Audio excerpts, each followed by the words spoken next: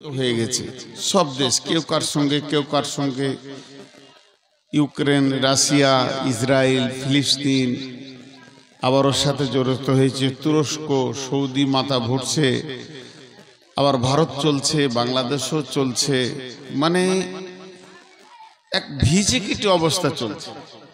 মহিলা কণ্ঠটা নেওয়া যাচ্ছে না, মহিলা কণ্ঠটা নেওয়া যাচ্ছে না, এটা নাই, কিন্তু এখানে এসে চিল্লাইছে। এর একটা সহজ রাস্তা, যদি আমার যুক্তিটা মানেন, এই পর্দাটা খুলে দেন। ওরা ভাবছে আমরা অন্য জায়গায় আছি, যে চিল্লাইছে। যখন এই লোকটি দেখবে তো ওরা ভাববে যে একটা জায়গায় দাঁড়িয়ে আছি। এবং ইয়ং মহিলাগুলো ঘুরছে, এই মেয়েগুলোর কি বাপ ভাই নাই যে এদেরকে আটকে নিয়ে যে ঘরে ভরবে? সব শেষ হয়ে যাবে আজকে রাতে। এমনি তো বাগান আঁধার, তারপরে লুচ্চাদের একটা বড় সুযোগ। এদের বাপ ভাইরা কি বাড়িতে নিশ্চিন্তে ঘুমাচ্ছে? এত জোর চিল্লাচ্ছে মেয়েগুলো বেয়াদবের মতো। ছি! তো সারা পৃথিবীতে মুসলিম নামে একটা বডি আছে, কুল্লু মুসলিমিন ইখওয়ানুন, সমস্ত মুসলমান ভাই, মানে আমার মাথার চুল থেকে পা পর্যন্ত যে জায়গায় পিপুলিকা লাগবে আমি বুঝতে পারবো আমার বডির একটা অংশে পিঁপড়ে লেগেছে। সেই রকম সারা পৃথিবীতে মুসলিম নামে একটা জাতি আছে, তার উপরে অবাধ অত্যাচার চলছে, এটাকে অস্বীকার করতে পারবেন না। কিন্তু এটা শুধু এখানে নয়, এটা চলছে কেন? তাহলে এই বিষয়টাকে নিয়ে একটা চিন্তা ভাবনা করতে হবে। 14 তারিখে বহরমপুরে আপনাদেরকে ডাকা হয়েছে, আমিও শরিক আপনাদের ভিতরে, আপনাদেরকে বলে আমি সাইড করে দিছি না। এই 14 তারিখে আমাদেরকে সেখানে গ্যাদারিং হতে হবে এবং যারা ডেকেছেন তাদের চিন্তা চেতনার উপরে চলতে হবে। আলহামদুলিল্লাহ, ভালো কথা। কিন্তু আমি একটা কথা জিজ্ঞেস করছি, এই জালসাটা যখন শেষ হবে, একবার শেষ হবে, আপনি বাড়ি যাবেন, বাড়িতে গিয়ে দেখবেন স্ত্রী সুস্থ, ছেলে সুস্থ, মেয়ে সুস্থ, মা অসুস্থ, আব্বা অসুস্থ, মাথার ব্যথা, পেটের ব্যথা, ঘন ঘন বমি। আপনি কি ওটা দেখে শুয়ে যাবেন, না আব্বাকে নিয়ে একটা চিন্তা শুরু করবেন? কোথায় নিয়ে যাব, কোথায় ডাক্তার দেখাবো, কি করব? এটা একটা চিন্তায় আপনি পড়ে যাবেন। তাহলে আমরা দেখছি মুসলিম জাতিটা অসুস্থ হয়ে গেছে, এখন এদেরকে বিভিন্ন দিক থেকে আক্রমণ করা হচ্ছে। তো এই সময় আমরা শুয়ে আছি। আমি অনেক বয়ান দিয়েছি আপনাদের এলাকায়, বয়ান দিয়েছি হজের ব্যাপারে, বয়ান দিয়েছি নামাজের ব্যাপারে, বয়ান দিয়েছি তাবলীগের ব্যাপারে, বয়ান দিয়েছি সবরের ব্যাপারে, বয়ান দিয়েছি মুমিন কাকে বলে, বয়ান দিয়েছি মুত্তাকি কাকে বলে, কবরের ব্যাপারে, হাসরের ব্যাপারে, পুলসিরাতের আলাদা, জান্নাত জাহান্নামের আলাদা। বয়ানের আমার কাছে প্রোগ্রাম সাজানো গাদা আছে, যেগুলোকে নিয়ে আমি স্টাডি করে রেখেছি। কিন্তু আজ এই রানিং অবস্থায় এখন ভারতবর্ষে যা পজিশন, এখন বয়ান প্রত্যেকটি বক্তার অপরিহার্য ফরজ হয়ে গেছে যে মানুষেরকে চেতনা দেওয়া, মানুষকে চেতনা। আমার দিকে ধ্যান দেন, আমার দিকে ধ্যান দেন। ওদিকে 4টা ছেলে বদমাইশি করছিল, ওদেরকে একটু শাসানো হচ্ছে, ওদিক দিয়ে ধ্যান দিয়েন না। তাহলে তো আমাকে চুপ থাকতে হবে, এখন ওই ধারটা ক্লিয়ার হবে, তারপর আমি বাইন করব। আমি পাগল নই, আমি সুস্থ মানুষ, আমি কথা বলছি আপনাদের সাথে। আর আপনারা কিন্তু আমার সঙ্গে কথা বলবেন, কোনো জায়গা বুঝতে অসুবিধা হলে বলবেন। এখন কথা হচ্ছে, হ্যাঁ এইটা বুদ্ধিমানের কাজ, পুরাটা খুলে দেন। খুলে দিলে এদিকে যে যাবে সে দেখবে যে এটা একটা সভা চলছে। ও যখন পর্দার আড়ালে থাকছে ভাবছে আমি অন্য জগতে আছি। জি, আমার দিকে ধ্যান দেন। সকলে একবার মুখ খুলেন, আল্লাহর রাস্তে আমার দিকে তাকান। তাহলে এখন কি করা যাবে? তাহলে আমি আমার ছোট মাথায় একটা কথা বলছি। একটা ইঞ্জিনিয়ার, মুসলিমদের ভিতরে ভালো ইঞ্জিনিয়ার ডাকা হোক, একটা আইএসআই অফিসার ডাকা হোক, একটা প্রশাসন বিভাগের ভালো লোককে ডাকা হোক, একটা ডাক্তার ডাকা হোক, এবং সেখানে বড় বড় আলিম ওলামা যারা বুখারি পড়ে, আমরা কিন্তু আলেম নই, মৌলবীর মতো আমাদেরকে আলেম বলবেন না, মঞ্চে বসে কথা বলার নাম আলেম নই। এগুলো প্রোগ্রাম সাজালে মাস্টাররাও বলতে পারবে। কিছু মাদ্রাসার মুখ দেখানেই বক্তব্যের মেরে বেড়াচ্ছে এবং ফতোয়া দিচ্ছে উল্টো পাল্টা, আমরা ফতোয়া দিই না, কিন্তু ডাকা হোক, একটা চিন্তা চেতনা করা হোক। গত কয়েকদিন আগে ফেসবুকে দেখলাম প্রকাশ্যে বলছে তোমরা তালোয়ার নিয়ে বের হো, আবার বলছে শুধু তালোয়ার নয়, ঘরে যটা লোক তটা তালোয়ার রাখো, প্রয়োজন হলে আরো রাখো। ওইদিকে যেন আমাদের মাথাটা ঢুকে না যায়। তালোয়ার দিয়ে দেশ জয় করেননি বিশ্বনবী। তালোয়ার আমাদের অস্ত্র নয়, তালোয়ার আমাদের অস্ত্র নয়। শহীদের রক্তের থেকে কলমের কালির দাম অনেক বেশি। প্রত্যেকটি মুসলিমের বুকে যেন একটা করে কলম থাকে। কলমের যোগ্যতা তৈরি করেন, তালোয়ার উড়ে যাবে। তালোয়ারের ব্রেন দিয়ে যে কাজটা হয়, শক্তি দিয়ে সেই কাজটা হয় না। ব্রেন দিয়ে দেশ চেঞ্জ করে দেওয়া হয়। মুসলিমকে আমি আজকে খালি একটু সচেতনতা দিবার, কিছু রিপেয়ার করব। যদি আমার চিন্তা চেতনাগুলো ভুল হয়, আপনারা এক্ষুনি আমাকে সামনাসামনি বলবেন যে আপনার যুক্তির মধ্যে আমরা ভুল পাচ্ছি। কারণ আমিও ভারতবর্ষের একটা নাগরিক। আমি পরিষ্কার মঞ্চে বলছি, আল্লাহর মালে হাত দিয়েছে, রিজাল্ট খুব খারাপ হবে, আবরাহা বাদশার মতো ওদের রিজাল্ট হবে। আজকে যদি আমার ব্যক্তিগত যে সম্পত্তি আছে সরকার বাজেপ্ত করে যদি নিয়ে নিত, বাকি জীবনটা আমি ভিক্ষা করে খেতাম, তাহলে মনে আমার দুঃখ হতো না যে কটা দিন আর ভিক্ষা করে চালিয়ে দেবো, ধুলিয়ান বাজারে আর ডাক বাংলায় ঘুরে ঘুরে ভিক্ষা করে চালিয়ে দেবো। কিন্তু আল্লাহর মালে হাত দিয়েছে, আল্লাহর মালে হাত দেওয়ার রেজাল্ট কি বলছে? আবরাহা বাদশার ঘটনা ঘটবে। আল্লাহকে মারার জন্য গুলি লাগে না, আল্লাহকে মারার জন্য AK-60 লাগে না, রাইফেল লাগে না, রিভলভার লাগে না। আল্লাহকে লাগে শুধু একটা হুকুম মাত্র, আবাবিল পাখি, পাথর বলা হবে না, একটা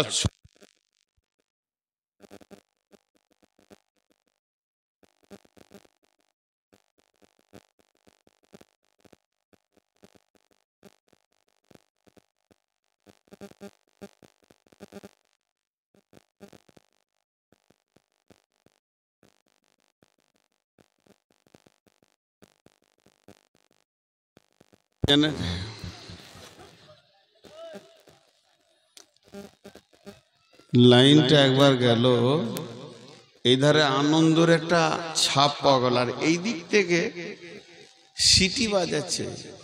আহা, বলেন এই জাতি মার খাবে না কে মার খাবে? প্রথম জিনিস একটা একটা করে আমাদেরকে আজকে লাইনে আসতে হবে। যে কথাগুলো বলছি যদি ভুল মনে হয় তা সামনাসামনি বলবেন। তো আমি দুটো ধাপ তৈরি করছি আপনাদের সামনে।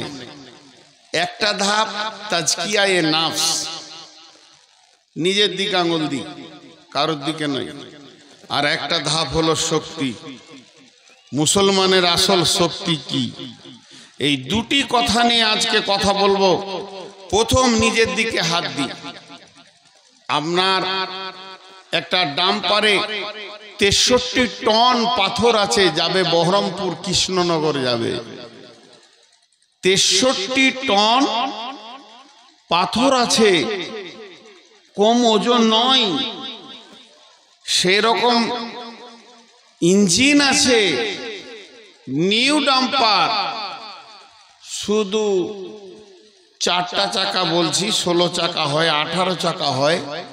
এক একটা চাকাতে 2 টাকা করে একটা ভোল পিন গুলো নেই, 2 টাকার ভোল পিন নেই। পাথর এক চাকা গড়াবে না, এক চাকা গড়াবে না, ডাক বাংলাতেই থেকে যাবে। মাত্র 2 টাকার ভোল পিনে গাড়িটা বসে গেল, এতগুলো পাথর গেল না। তো আজকে মুসলমানদের চরিত্র শেষ হয়ে গেছে, এটা আগে ভাবতে হবে। চরিত্র কেমন, টিউয়ের ভিতরে হাওয়া যেমন। বিশ্বনবী মুসলমানদের হাতে তলোয়ার দিতে আসেনি, বিশ্বনবী কোন সাহাবীকে তলোয়ার তুলে দেন নিয়ে যাই শক্তি, প্রতিহত করেছেন। আল্লাহর নবী একটাও যুদ্ধ অগ্রিম গিয়ে করেননি, প্রতিহত করেছেন। কেউ মারতে এলে পিঠ পেতে মার খেতে হবে এটা মানে নয়, তুমিও উগ্র হয়ে দাঁড়িয়ে যাও, তাকে পারলে মারো, না হলে তুমি মরো। ইকাতিলুনা ফি সাবিলিল্লাহি ফায়াকতুলুনা ওয়া ইকতালুনা, ছাড়িও না। কিন্তু বিশ্বনবী কোনোদিন প্ল্যান করে নিজে বেরিয়ে যায়নি যে ওই গোষ্ঠীটাকে উড়িয়ে দেবো, ওই এলাকাটাকে উড়িয়ে দেবো। রোম সাম্রাজ্য যখন ছিল একচ্ছত্র দাদাগিরি করেছে। ইয়ামান, রোম, পারস্য সব একসাথে যখন ছিল, সেই যুগে ও আমেরিকার দাদা ছিল। ওর একটা কাজ ছিল, একটা নিশা ছিল। যেমন কিছু বিড়িখোর আছে, একটা বিড়ি ফেলে আরেকটা ধরাবে, আরেকটা ফেলে আরেকটা ধরাবে, ওটা শেষ করে আরেকটা ধরাবে। ওই রোম সাম্রাজ্যের কাজ ছিল বাদশাহ হেরাক্লিসে, যে যদি শুনতো ওই এলাকায় একটা মাস্তান আছে, চল ওকে মার, ওকে দাবা, ওর সব কিছুকে শেষ করে দে। আবার খবর পেলো মাস্তান আছে, চল ওকে মার, ওকে দাবা। এদিক থেকে শক্তি আছে, চল ওকে মার, ওকে দাবা। সবাই যেন আমাকে হুজুর হুজুর করে, এইটাই ছিল ওর চিন্তা চেতনা, এইটাই ছিল ওর অভ্যাস। হঠাৎ ওকে খবর দিচ্ছে, হুজুর অনেকগুলো দেশ জয় করলেন, খুব ক্ষমতা দেখালেন, কিন্তু খবর শুনেছেন? বলে কি খবর? মদিনাতে একটা শক্তি এসেছে, সেই শক্তির নাম হলো তৌহিদবাদ এবং তার লিডার মুহাম্মদুর রাসূলুল্লাহ সাল্লাল্লাহু আলাইহি সাল্লাম। আল্লাহ রসুল কোনো দোষ করেননি, সাহাবীরা কোনো দোষ করেনি, তাদের বংশকে গালি দেয়নি, তাদের উট ঘোড়া চুরি করেনি, তাদের সঙ্গে বেঈমানি করেনি, প্রতারণা করেনি। ওর মিজাজ চড়ে গেল, চলো ওইটাকেও জয় কর। এতদিন যা করেছিলি, এবার মারাত্মক খারাপ কাজ করতে গেলি। বিশ্বনবীর কাছে খবর এলো, রোম সম্রাট মদিনাকে জয় করবে, কুক্ষিগত করবে, নিজের হাতে নিয়ে চালাবে। আল্লাহর নবী বললেন, বসে থাকার সময় নাই, বসে থাকার সময় নাই, তোমরা জাগো, উঠো, তোমরা জাগো। 30,000 সাহাবী নিয়ে কম বেশি 2100 কিলোমিটার রাস্তা, পাহাড়ি এবং মরুভূমির বুকে, না আছে গাছপালা ছায়া, মরু প্রান্তর চিরে ফেরে 2100 কিলোমিটার রাস্তা এগিয়ে গিয়ে রোম সম্রাটকে প্রতিহত করার জন্য দাঁড়িয়েছে। বেঈমান 1.5 লক্ষ বেঈমান তার সৈন্যকে রেডি করেছে এই 30,000 সাহাবীকে উড়িয়ে দেওয়ার জন্য। পারেনি। 30,000 সাহাবী 1.5 লক্ষকে এলাকা ছাড়িয়ে দিয়ে, ময়দান ছাড়িয়ে দিয়ে রোম সম্রাটকে দখল করে তার মাথার তাজকে নিয়ে এসে মাত্র 4 থেকে 5 জন শহীদ হয়ে জান্নাতি হয়ে গেল। বাকি গোটা দেশকে বিজয়ী ঘটনা করলেন। আর সেই সাথে কোরআন নাজিল হলো সূরা রোম, গুলিবাতির রোম। 4টিখানি ছিল না, আমরা সেই জাতি।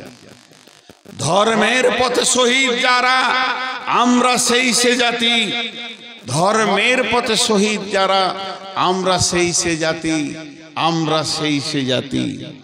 কিন্তু আজকে আমরা কেন এত দুর্বল? প্রথম নিজেদেরকে রিপেয়ার করি। একটা টিউবে 20টা লিক আছে, লিকগুলোকে আগে মারি, তারপরে আমরা আগাবো। কিরকম লিক মারি? বিসমিল্লাহির রহমানির রহিম।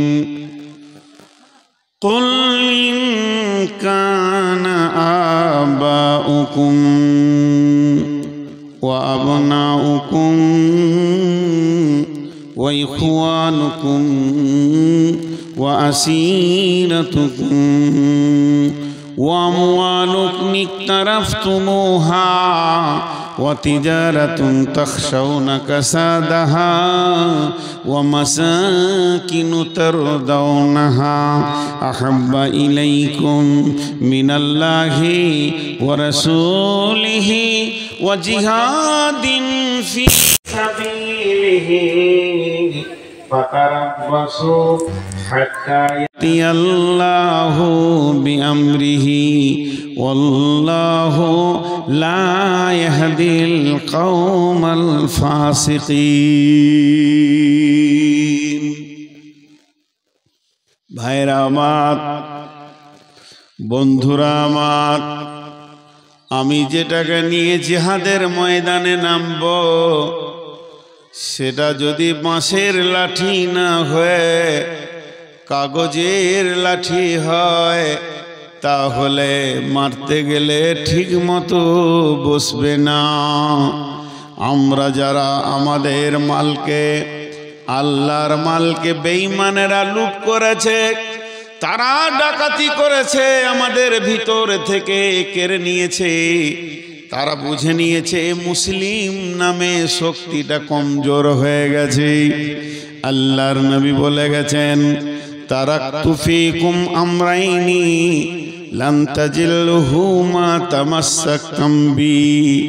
আল্লাহর নবী বলছেন, হে আমার উম্মত, চলে গেলাম বলে গেলাম, চলে গেলাম বলে গেলাম, চলে গেলাম বলে গেলাম, তোমাদেরকে দুটি রাস্তা ঠিক করে দিয়ে চলে গেলাম।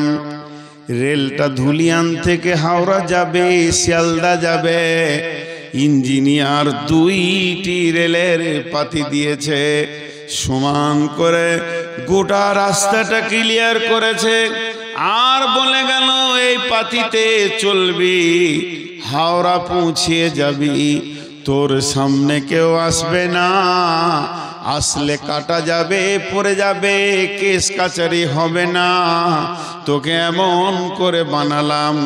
তবে যদি তুই নিজে লাইনচ্যুত হয়ে যাস, তুই নিজেই যদি লাইনচ্যুত হয়ে যাস, মাঠে নেমে যাস, তাহলে তোকে তোলার মতো ক্ষমতা হবে না। আর তোকে কে বোঝাবে? তোর সমস্ত ক্ষমতা শেষ হয়ে যাবে। আল্লাহর নবী বলে গেলেন, তোরা কামিয়াব হবি। দুনিয়া থেকে জান্নাতুল ফেরদাউস পর্যন্ত আমি দুটি লাইন দিলাম, এই লাইনে যখন চলবে জান্নাতে পৌঁছে যাবি। তোদের লাইনের ওপরে যদি বজরং আসে, বিজেপি আসে, শিবসেনা আসে, RSS আসে, কেটে যাবে, পড়ে যাবে। কিন্তু তোরা যদি রাস্তা থেকে নিজে নেমে যাস, কে তোদেরকে রাস্তা দেখাবে রে? সেই লাইন দুটি হলো, একটা কিতাব আল্লাহ আর একটা হলো সুন্নতি রসুলি। তোরা আল্লাহর কিতাবকে ধরে থাক আর রসুলের সুন্নতকে ধরে থাক। এই দুটো যখন তোদের কাছে থাকবে, তখন তোরা বিশ্ব বিজয়ী হবি, বিশ্বকে তোরা শাসন করবি। এটা আল্লাহ বলছেন। তোরা যদি ঈমান এনে ভালো আমল করিস, শাসন শক্তিটা তোদের হাতে দিয়ে দেব। তবে শুনেলে, তোরাই যদি নিজে লাইনচ্যুত হয়ে যাস, তাহলে তোদেরকে কে ফিরে আনবে? তোদের অভিভাবক শেষ হয়ে গেছে। জি ভাই, ছোট্ট একটা কথা বলবো, একবার বলবো, দুবার বলবো না। মসজিদ ওরা কেড়ে নিয়েছে, মাদ্রাসা ওরা কেড়ে নিয়েছে। আরেকবার বলছি, মসজিদ ওরা কেড়ে নিয়েছে, মাদ্রাসা ওরা কেড়ে নিয়েছে। আর একটা কথা বলছি, আমরা মসজিদ ছেড়ে দিয়েছি, মসজিদ ঢুকি না। ওরা আগে কেড়েছে না আমরা আগে মসজিদ ছেড়েছি? কথাটার উত্তর দেন। আমি ভুল বললে জুতোটা আমার মুখ বরাবর মারেন। আমি ফুল বলে কুড়িয়ে আপনার জুতাতে একটা চুমা দিব। আমরা আগে মসজিদ ছেড়েছি। আজকে এই গ্রামের পপুলেশন কত আর মসজিদে কত? ফজরে 3টে সালাম ফিরে ইমাম সাহেব দেখছে খলিল চাচা, জলিল চাচা, হবিব চাচা, 3 জনা। 2টো আবার প্যারালাইসিসের রুগী, একটা অ্যাজমার রুগী, সারা রাত ঘুম হয় না। 3 জনাতে এসেছে। হাত থেকে এমনি যায়নি, গোটা ভারতবর্ষের মুসলমান যদি ব্রেন লাগিয়ে দেয়, এক কাটা জমি উদ্ধার করতে পারবে না, এটা আমি চ্যালেঞ্জ দিয়ে বলে গেলাম। আর যদি একজনাকে সাথে নেয়, আর কাউকে চাই না, সব জমি বাপ বাপ করে ফেরত দিবে, তার নাম হলো আল্লাহ। আল্লাহ ছাড়া যদি উদ্ধার হয়, তারা আপনারা নামেন, আমিও আছি। আজ মুসলমানদের উপরে এই অত্যাচার, মানে প্রথম আল্লাহ নারাজ। মিশনগুলো জন্ম নিয়েছে ক বছর? হার্ডলি 20 বছর 25 বছর। আর মাদ্রাসাগুলো সেই ব্রিটিশ পিরিয়ড থেকে টুকটুক কুটকুট ঠুকটুক খুকছু চলছে। বাপের মেধা ছেলেটা কোথায় যাবে? মিশনে ডাক্তার হবে, মাস্টার হবে। ওয়া নবী হুরায়রা রাদিয়াল্লাহু তাআলা আনহু قال قال رسول الله صلى الله عليه وسلم إذا اتخذ الفي دبالا والأمانة مغناما والزكاة مغراما تعلم لغير دين وتعلم لغير دين। আল্লাহর নবী আফসোস করে বলছেন, আমার উম্মত অন্য কারণ নয়, আমি নবী মুহাম্মদ সাল্লাল্লাহু আলাইহি সাল্লামের উম্মত। সে কোনোদিন চিন্তা করবে না আমার ছেলেটা কোরআনের শিক্ষা করুক। কোরআনটা এত দামি কিতাব, যার ভিতরে কোনো ভুল নাই। প্রতিদিন সকালে কোরআন আপডেট হয়ে যায়। যেমন যেমন জামানা আসবে, কোরআন তেমন তেমন কথা বলবে। সেইটাকে পেছনে ফেলে দিয়ে বাপ মা ছেলেকে সুদের অঙ্ক শিখাবে, বিকম পড়াবে, এমকম করাবে। সবাই ভাবছে আমার ছেলে ডাক্তার হোক, তাহলে রুগী হবে কে? এত ডাক্তার হবে তো রুগী হবে কে? বেসনে দেবে ইংলিশ শেখাবে, জেনারেল শিক্ষার উপরে মানুষের মিজাজ চলে যাবে। মাদ্রাসায় ছেলেকে পড়াতে গিয়ে জাকাত খাওয়াচ্ছে, ওসর ফেতরা খাওয়াচ্ছে, বাইতুল মাল খাওয়াচ্ছে। মা বাপের কোনো চিন্তা নাই। ওই বাপকে যদি আমি পকেট থেকে 100 টাকা বের করে বলি জাকাতের টাকাটা লেন ভাই, লিবে না। কিন্তু ছেলেটাকে মাদ্রাসায় জাকাত খাওয়াবে। আর একটা বেটাকে ইংলিশ মিডিয়ামে দিয়েছে, 2 নম্বরের কারণে ফেল করেছে, সেটাকেও ক্যাপাসিটি করেছে ওই আপনার কিনা মিশনওয়ালা। বাপ তখন গোপনে বলছে 50,000 60,000 সেক্রেটারিকে দিব, ছেলেটা নেন। এটা তো গেল মাসে 20,000 টাকা মাস দিয়ে ছেলেকে পড়ালো। যখন রিজাল্ট বের হচ্ছে পশ্চিমবঙ্গ জুড়ে, গোটা পশ্চিমবঙ্গে স্কলার কে হয়েছে? ইট ভাটার কুলির ছেলে, যার বাপ কোনোদিন প্রাইভেট পড়াতে পারেনি, বাড়িতে বসে বসে বাপের সঙ্গে ভাটাতে ইট বুইয়েছে। ওই ছেলেটা পশ্চিমবঙ্গে স্কলার হয়ে গেছে। আর এই মাসে 50,000 টাকা খরচা করেও পারল না। আল্লাহর নবী বলছেন তোমার ছেলে কোরআন জানে না। এখানে যতগুলি মুসলমান আছেন, অত্র এলাকায় যারা ইমানদার আছেন, আল্লাহর হস্তে বলেন মসজিদে কতগুলো পাওয়া যাবে, মসজিদের বাইরে কতগুলো পাওয়া যাবে। ওরা মসজিদ কারেনি, বরং আমরা মসজিদ ছেড়েছি। আমরা যদি 100% মসজিদে যেতাম, ওদের কোনোদিন ক্ষমতা হতো না এদের কাছ থেকে মসজিদকে কেড়ে নেব। মসজিদ বিল্ডিংটার উপরে মহব্বত করে কি করবেন? ইবাদত তো মসজিদের নয়। ফালিয়াবুদু রব্ব হাযাল বাইত, তোমরা ইবাদত করো এর মালিকের, এই ঘরটার মালিকের ইবাদত করো।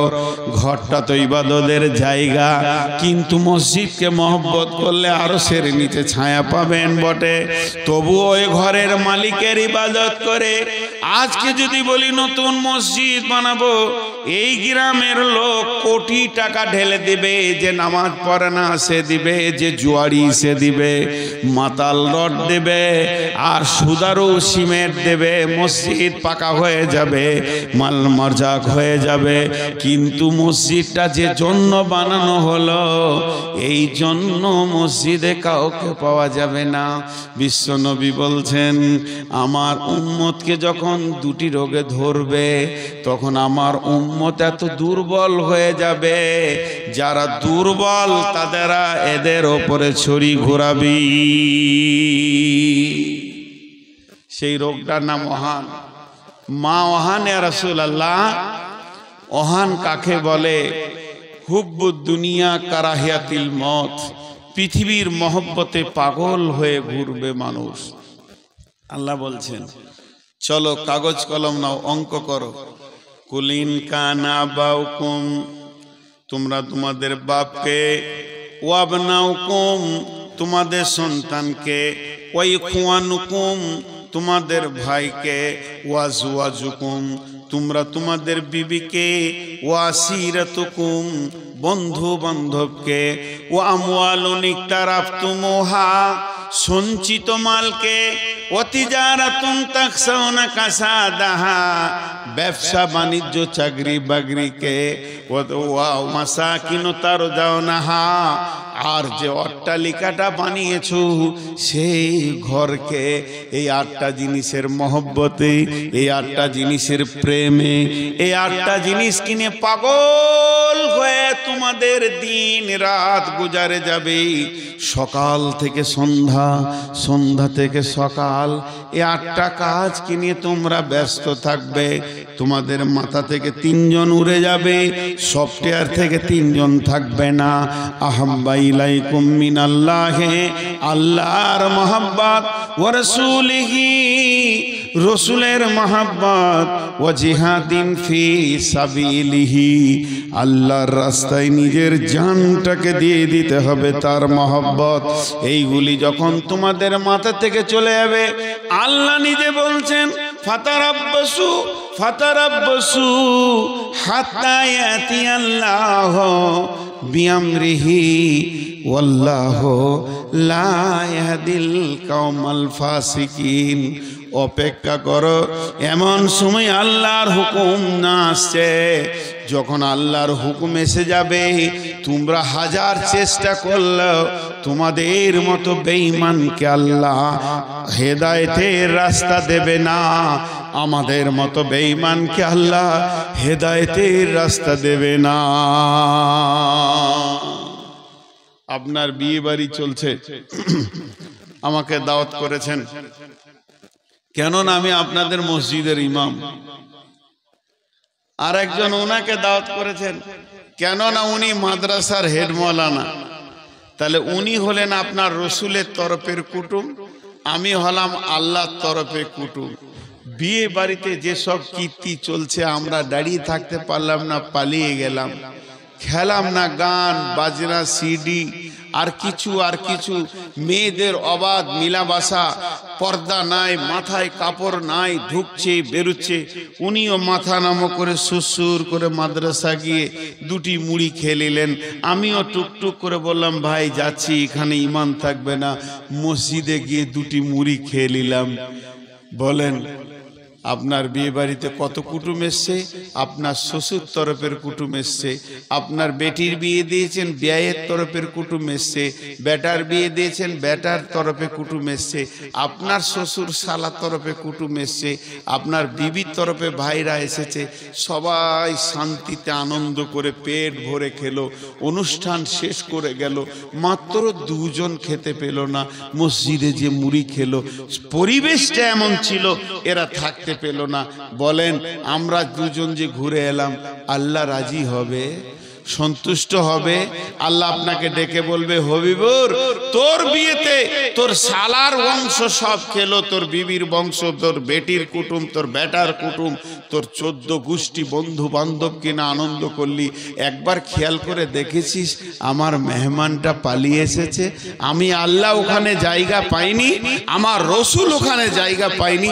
তাহলে তুই কি কেমন মুসলমান? আজকের আমাদের অবস্থা এই, আমাদের আচরণে এই, এক কথাই বলা যেতে পারে আমাদের ব্যবহারে আমাদের আল্লাহই আমাদের উপরে নারাজ আছে। এই তো দুনিয়ার আযাব। এরা তো শেষ কি কাজ করবে? এই আরএসএস শেষ কাজ করতে পারবে, আপনাকে আমাকে কেটে দিবে, পুড়িয়ে দেবে। আর দুটা কথা হাদিস এসেছে যে আল্লাহ নবী বলছেন লা তুশরিক বিল্লাহি শাইয়া ওয়া ইন কুতিলতা আও হুরিকতা, জ্বালিয়ে দেখ, কেটে দেখ, কেটে দিবে, শেষ করে দেবে। এরা কেটে পুড়িয়ে মারবে, মাত্র 8 ঘন্টা 10 মিনিট 5 মিনিটের একটা কষ্ট, তার থেকে বেশি দিতে পারবে না। হার্ডলি 10 মিনিট 1 মিনিট 8 ঘন্টার কষ্ট, এর থেকে বেশি দিতে পারবে না। আর আমার আল্লাহ জাহান্নামে ভরলে কতদিন চলবে? অনন্তকাল। ওই আযাবের থেকে আযাবটা বেশি। এই আরএসএস যদি মাথা নাও ভরে, আল্লাহর আজরাইল আছে, সেও মারবে।